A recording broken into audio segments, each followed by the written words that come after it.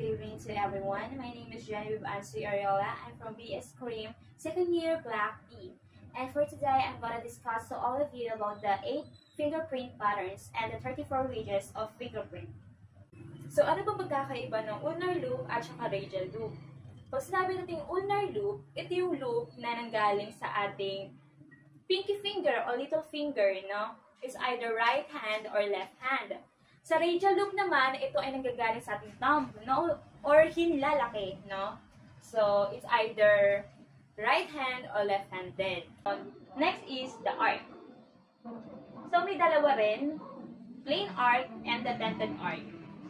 So, sa plain arc is usually plain lang talaga, no? Kaya tinawag na plain kasi ito ay naggaling sa isang side at papunta sa kabilang side. So, plain lang siya. Plain lang talaga na itsura, no?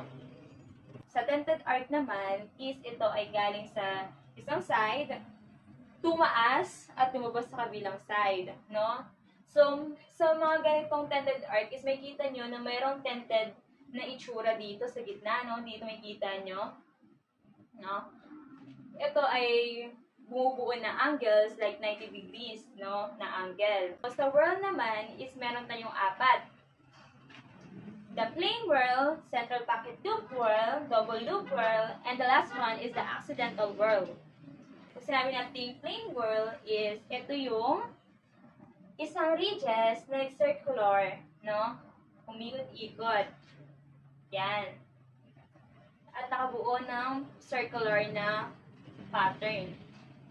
And then, ito ay may dalawang delta.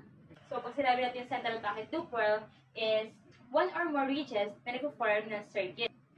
Ang mga shape nito is either spiral, oval, or kung ano mga circular pattern na magpo-form, no? So, ito ay meron din dalawang delta. So, pag sinabi natin double loop whirl is meron siyang itsurang yin-yang pattern, no? Or like S-type. Itong itsura ang double loop whirl. Ang S-type, interlocking type pattern, twin loop type pattern. Nasa double loop whirl is there's a separated loop pattern, no? Tapos, meron din siyang 2 or more deltas at saka core. Pag sinabi ng accidental whirl, ito yung combination ng dalawang different pattern. Pwedeng loop and whirl, dented, or whirl.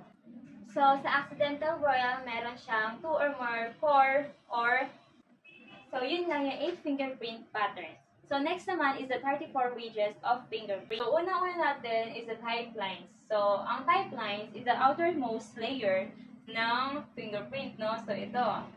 Ito nga yung outermost layer, no? Ito. Yan. So, next naman is the pattern area. So, dito, sa type lines, ang nakapaloob dito ay tinatawag na pattern area, na kung saan may kita ang mga iba't ibang klase ng mga ridges, no? Next naman is the delta. So, ito yung point ng unang ridges na matatagpuan sa front, sa pinaka-nearest, or center ng divergence ng type lines. Next naman is yung core, no? So, ito yung core ko dito. Ang core is yung parang heart or center ng fingerprint, no? And is the area of divergence. So, ang area of divergence, dito matatagpuan yung delta, no? So, ito yun. So, ito ay nakapaloob sa diverging ridge, no? So, yung tinatawag siyang area of divergence. Diverging ridge naman tayo, no? So, ito yung dalawang ridges na it's running side by side and then separate. Curving ridge naman. So, the recurving ridge, so ito yung ridge na mag-curve and then bumabalik kung saan siya nanggaling, no? So, ito yun. Ito yung aking recurving ridge and then bumalik siya doon kung saan siya nanggaling. Next is the sufficient recurve, no? So, ang sufficient recurve, ito yung nag-curve sa pinaka-top ng recurving ridge, no? Shoulder of loop is, ito yung point na kung saan nag-curve yung sufficient recurve, no? Ang rod or bar, ito yung ending ridge na matatagpuan sa pinaka innermost ng sufficiently curved sa isang loop. No? Next naman is the furrows. So, pag sinabi natin furrows, ito yung parang mga kanal, no? Or ito yung parang ito yung parang white part ng ating fingerprint. Ayan. So, makikita nyo dito, yung parang daanan dito, yung sabihin natin furrows. Yan. Kasi, pag sinabi, itong mga black na to, ayan, ito yung tawag natin yung ridges. At saka ito na mga puti na to, yan, parang daanan, yung laktaw-laktaw nila dito, yan. Yung mga daanan dyan, ito yung tawag na furrows. Next naman is the bifurcating ridge, no? So, ito, bifurcating ridge. So, tandaan lang natin, ang bifurcating ridge is like Y, no? Buka siyang Y. Yun lang yun. Yung bifurcating ridge, no? Ang bifurcating ridge, pwede din siya maging delta. Tatandaan nyo na ang bifurcating ridge ay pwede maging delta. Katulad na ito, bifurcating ridge to, itong delta ko dito sa pattern na to. So, next is the trifurcating ridge, no? So, tatandaan lang natin, ang itsura ng trifurcating ridge is parang tinidor, no? So, ito siya. Ito yung trifurcating ridge ko dito. Ayan. So, ito ay nag-galaxy sa ridge and then maghihiwalay sila, no? Parang magbubuo silang tatlong ridge pa, no? Ito. Sila. So, ang pag natin yung spur hook, no? Ito yung bifurcation na may maliit na ridge, no? May maliit siya na ridge, katulad na ito. Yan. And then yung isa is mahaba naman. So, ito. Next is the opposed bifurcation, no? Ito yung opposed bifurcation. So, ito yung dalawang bifurcation na nagtagpo, no? Nagkaharapan, no? Parang nag-meet yung dalawang bifurcation na yon. So, ang pag sinabi natin converging ridge, ito yung dalawa or more pang ridges na nag-meet. Katulad na ito. Ito dalawang ridges na nag-meet dito. Stop, yan. Nag-meet siya dito. So, kaya tinawag siyang converging ridge. So, ang appendage or abutment, ito yung parang tumusok na siya, no? Parang siyang short ridge, no? Sa tuktok ng sufficiently curved.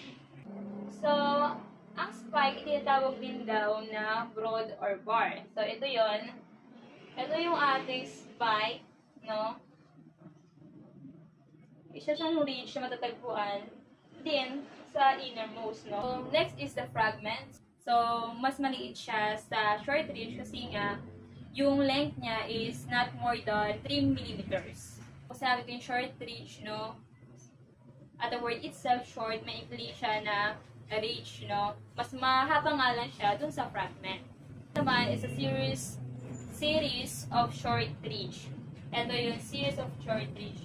So, sasabihin natin, ito yung group ng mga short ridge na magkakasama-sama. Magda-dot ridge, no? At the word itself, dot, itsurang dot siya sa fingerprint, no? Patulad na ito, dot lang siya dito, ito.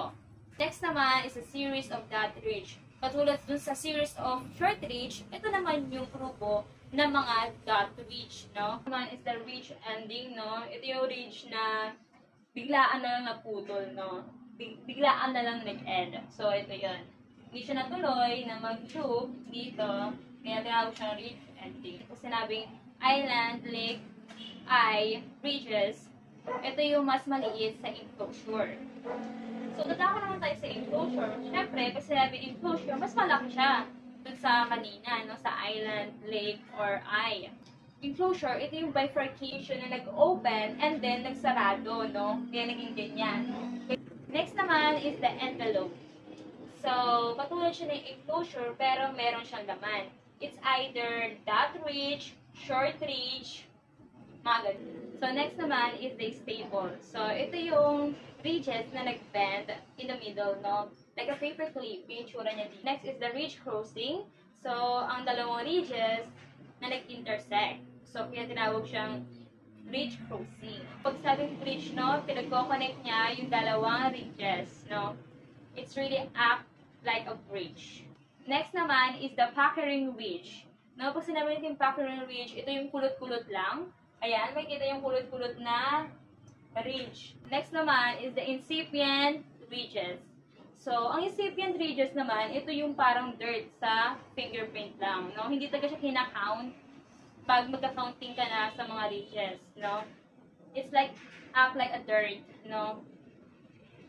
Yan, ito yung mga malalabo, mga hindi mo maintindihan ng mga ridges. Pag sinabi natin dissociated ridge, ito yung mga not well-defined na mga patterns, no? Yung mga extremely short, no? Napaka-ikli na, no? Ang dissociated ridge din is hindi siya kinakount pag magka-counting ka na ng mga ridges. And the last one is the creases. So, ito yung creases na to. Ito. Ayan. So, ito yung straight, narrow, white lines na may kita dito. So, ito yung creases. Yan. Ito rin yung dahilan kung bakit meron tayong Pachyring ridge.